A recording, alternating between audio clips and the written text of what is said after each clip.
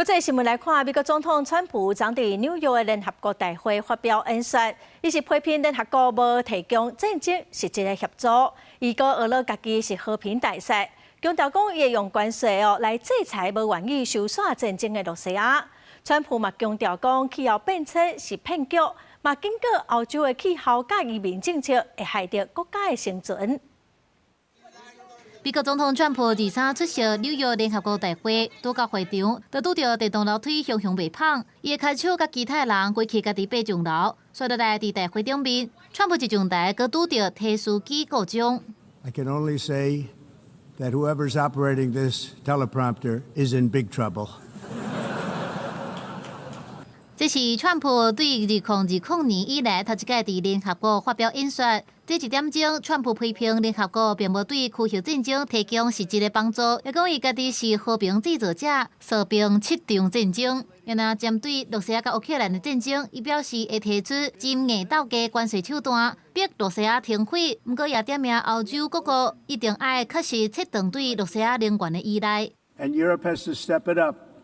They can't be doing what they're doing. They're buying oil and gas from Russia while they're fighting Russia. It's embarrassing to them. 川普也大力批评一寡西方国家承认巴勒斯坦，这款做法亲像咧奖励哈马斯的恐怖行为，对推动和平无帮助。Some of this body is seeking to unilaterally recognize a Palestinian state.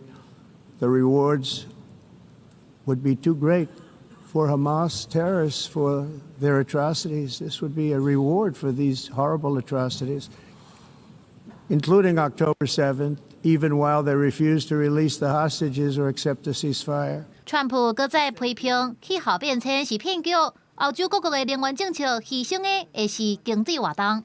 The carbon footprint is a hoax made up by people with evil intentions, and they're heading down a path of total destruction. 川普宣扬美国扩大欧石油甲天然气，暗示其他国家应该对咧做。伊也批评欧洲开放移民的政策，表示打击非法移民才会当保护国家的利益。